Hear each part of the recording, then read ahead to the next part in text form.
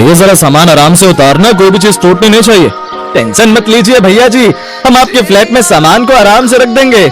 बहुत देर से तेरे हाथ की बढ़िया अदरक वाली चाय का इंतजार कर रही थी। कितना रह गया सामान? सारा ऊपर फ्लैट में रख दिया ना। नमस्ते अंकल जी। नमस्ते बेटा, नए आए हो लगता है। जी अंकल जी, आज ही आया हूँ, बस सामान शिफ्ट कर रहा हूँ। आप भी इस एरिया में रहते हैं क्या? हाँ बेटा, वो सामने कोने वाला फ्लैट मेरा है, वहाँ दूध की दुकान है ना, वहीं से दूध लेने जा रहा हूँ। तुम्हें भी कुछ खरीदना हो तो उस दुकान से ले लिया करो, वहाँ पर दूध, दही, मक्खन, पनीर सब कुछ मिलता है। जी अंकल, बिल्कुल। थैंक यू अंकल जी। लगता है हमारे सामने वाले फ्लैट में शिफ्ट किया है, क्योंकि सामान वहीं आ रहा है। अकेला ही लग रहा है, लड़का कोई साथ नहीं है। माँ जी, रात के खाने में क्या बनाऊं? नीचे सब्जी वाला खड़ा हुआ है, एक काम करती हूँ, कटहल ले आती हूँ। कच्चा कच्चा लग रहा है, बढ़िया बन जाएगा। हाँ ठीक है बहू, कटहल ही ले आओ, मेरा भी बहुत मन है कटहल खाने का। आरती नीचे गली में सब्जी वाले से सब्जी लेने चली गई। शोभा उसके उदास चेहरे को ऐसे ही देखते रहती थी। आरती पहले ऐसी नहीं थी, वो हंसती बोलती सबसे खूब बातें करने वाली थी। 7 साल पहले आरती के पति का देहांत हो गया था। उसके बाद आरती अपने मायके चली गई, क्योंकि उसके माता पिता ने एक और लड़का देखा जिससे आरती की दूसरी शादी कर सके, पर वो लड़का भी गलत था, इसलिए आरती ने उससे शादी करने के लिए मना कर दिया। और उसके बाद फिर से आरती अपनी बूढ़ी सास के पास आ गई, और तभी से आरती अपनी सास शोभा के साथ रह रही है। शोभा ने कई बार आरती को दूसरी शादी करने के लिए कहा, पर आरती ने फिर मन नहीं बनाया। ओह सब्जी वाले भैया, कटहल कैसे दिया? आरती की आवाज सुनकर रोहित नाम के उस आदमी की नजर आरती पर गई, जो नया नया फ्लैट में आया था। रोहित ने आरती को हाय किया। आरती ने बहुत धीरे से हाय का जवाब दिया। हाय। हाय भैया, आधा किलो कटहल दे दो। कटहल? ये तो मेरी भी फेवरेट सब्जी है। भैया जी, सारा सामान आपके फ्लैट में रखवा दिया है, हमारा हिसाब करो तो हम जाएं, शाम होने वाली है। हाँ देता हूँ। आरती ने कटहल लिया और चुपचाप ऊपर फ्लैट में आ गई। रोहित भी अपने फ्लैट में सामान सेट करने लगा। आरती की रसोई की खिड़की से रोहित की रसोई की खिड़की साफ दिखाई देती थी। आरती रसोई में कटहल की सब्जी बना रही थी। अचानक उसकी नजर रोहित की रसोई की खिड़की की तरफ गई। रोहित आटे के डिब्बे को रसोई की ऊपर वाली अलमारी में रख रहा था। अचानक डिब्बे का ढक्कन खुल गया और सारा आटा रोहित के मुंह से लेकर कपड़ों पर गिर गया। रोहित ऐसा लग रहा था मानो कोई आटे में भीगा हुआ भूत हो। ये देखकर आरती अपनी रसोई से जोर से हंसी, मानो पहली बार इतने सालों बाद आरती के चेहरे पर हंसी आई। रोहित भी उसकी तरफ स्माइल करके देखने लगा। आरती ने अपनी हंसी को रोका, तभी शोभा आ गई। अरे बहू, हंसना क्यों बंद कर दिया? तुम हंसती हुई बहुत प्यारी लगती हो, ऐसे ही हंसते रहा करो। रोहित बेटा, आरती बता रही है कि तुम्हें कटहल की सब्जी बहुत पसंद है। एक काम करो, तुम बहुत थक गए होगे सामान सेट करने में, आज रात का खाना हमारे घर ही खा लेना। थैंक यू आंटी जी, कटहल की सब्जी का नाम सुनकर तो मेरे से रहा ही नहीं जाएगा, मैं टाइम से पहले आ जाऊंगा। आरती उसे टेढ़ी नजरों से देख रही थी। वो चुप रही। थोड़ी देर बाद रोहित खाना खाने के लिए उनके घर आया। आंटी जी, ये फूल आपके लिए। तुम्हें कैसे पता कि मुझे गुलाब के फूल पसंद है? बहुत सुंदर गुलदस्ता है। आओ बेटा बैठो। आरती, रोहित के लिए वो आम का पन्ना ले आओ। आरती ज्यादा बात नहीं कर रही थी। शोभा ने रोहित को आरती के बारे में बताया। बस यही कारण है कि आरती उदास रहती है, मुझे तो इसकी बहुत चिंता होती है। वैसे अपने बारे में कुछ बताओ बेटा। आंटी जी, मम्मी पापा इस दुनिया में नहीं है, भैया भाभी हैं, वो ज्यादा मतलब रखते नहीं, बस अकेला हूँ। 2 साल पहले एक लड़की से बात हुई थी, बात सगाई तक पहुंची थी, पर लड़की ने मुझे इसीलिए शादी के लिए मना कर दिया था क्योंकि मेरे पास कार नहीं थी। अब देखिए ना, मैंने अपनी मेहनत से फ्लैट खरीद लिया, धीरे धीरे कार भी खरीद लूंगा, पर उस समय लड़की ने मेरी बात पर ध्यान नहीं दिया और मैंने भी सोचा कि शायद शादी करने के लिए मुझे और कमाने की जरूरत है। कोई बात नहीं बेटा, समय सब कुछ ठीक कर देता है। तुम मेहनती हो, कोई ना कोई अच्छी लड़की जरूर तुम्हारी जिंदगी में आएगी। अरे और कटहल की सब्जी लो ना बेटा।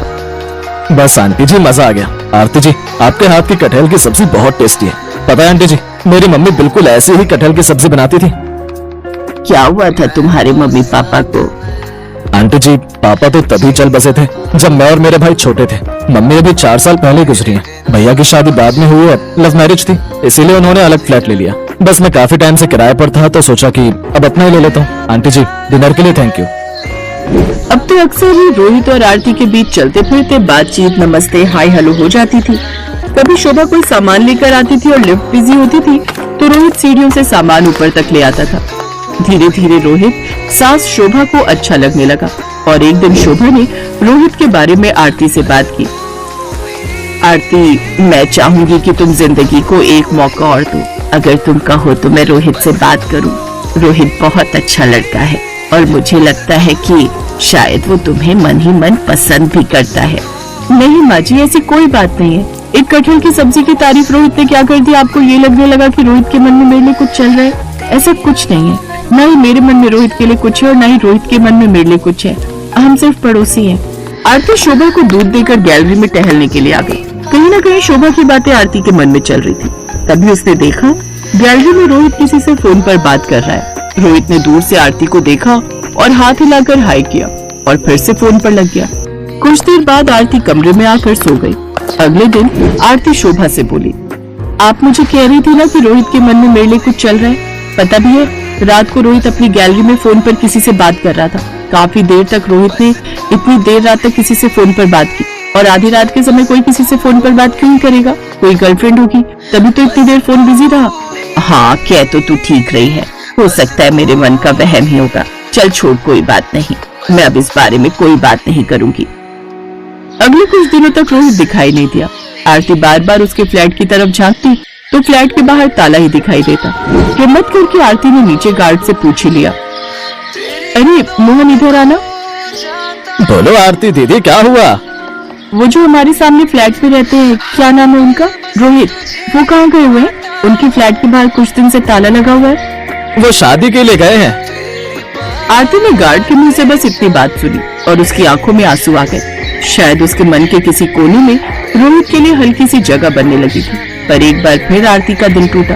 वो उदास हो गई तो उसने रात को खाना भी नहीं खाया और चुपचाप सो गई। अगले दिन आरती को रोहित के फ्लैट से आवाज सुनाई थी, मानो कोई शोर मचा रहा हो। अरे आरती बेटा, देख तो जरा, रोहित किसी मुसीबत में दिखाई दे रहा है। तू जाकर मदद तो कर। रोहित कब आया? जी माँ जी। आरती ने रोहित का दरवाजा खटखटाया। दरवाजा खुला हुआ था। मैं दरवाजा नहीं खोल सकता, जिसको अंदर आना है अपने आप आ जाओ, दरवाजा खुला हुआ है। आरती को ये सब अटपटा लगा, पर वो रोहित के फ्लैट में घुस गई। रोहित किचन में था और उसके दोनों हाथ चिपके हुए थे। सामने आधा कटा बिखरा हुआ कटहल रखा था। ये क्या कर रहे हो आप? और आपके दोनों हाथ चिपक क्यों गए? अरे क्या बताऊं आरती जी, दोस्त की शादी में गया था गाँव। वहाँ उसने पेड़ का ताजा कटहल दे दिया। बोला कि मुझे पसंद है तो मैं लेता जाऊं। ले तो आया, पर कटहल काटना कितना मेहनत का काम है ये आज पता चल रहा है। मेरे तो दोनों हाथ ऐसे चिपक गए मानो इस पर गोंद लगा दिए। छुड़वाने में मेरी मदद कीजिए ना आरती जी। आप दूर से क्या देख रही हैं? घबराओ नहीं, सरसों का तेल कहाँ रखा है? वो सामने बोतल रखी हुई है। आरती ने सरसों का तेल रोहित के हाथों पर छिड़का। अब दोनों हाथों को छुड़ाने की कोशिश करो। नहीं छूट रहे आरती जी, दोनों हाथ चिपक गए। आप मदद कीजिए ना। आरती ने रोहित के दोनों हाथ छुड़ा दिए। थैंक गॉड, आपने कितनी बड़ी मुसीबत से मुझे बाहर निकाल दिया। वैसे आइडिया अच्छा है, कटहल काटने के लिए सरसों के तेल का इस्तेमाल कर लो। पर अब मैं क्या करूं, मेरे से तो ये सब हो ही नहीं रहा है। आप हटिए, सब्जी मैं बना दूंगी। आरती ने फटाफट से बढ़िया सी कटहल की सब्जी बनाकर तैयार कर दी। ऐसी सब्जी रोज खाने को मिल जाए तो कसम से मेरे तो लाइफ सेट हो जाएगी। अरे आप तो शादी कर रहे हो ना उससे, जिससे रात को फोन पर बातें करते थे, इसीलिए तो आप गए हुए थे। अरे मैंने बताया तो मेरे दोस्त की शादी थी। मेरी शादी होती तो मैं इस बिल्डिंग में सभी को इनवाइट करता। और आप रात में बात करने की बात कह रही हैं। वो तो मेरे बड़े भैया थे, कभी कभी मेरा हाल चाल पूछ लेते थे।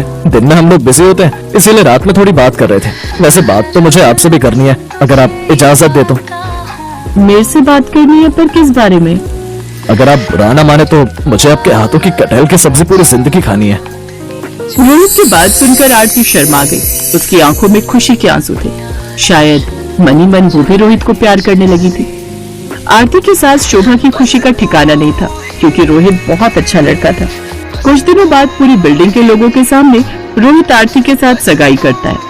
और फिर कुछ दिनों बाद रोहित के किचन में बढ़िया सी कटहल की सब्जी बन रही थी, जो उसकी पत्नी आरती बना रही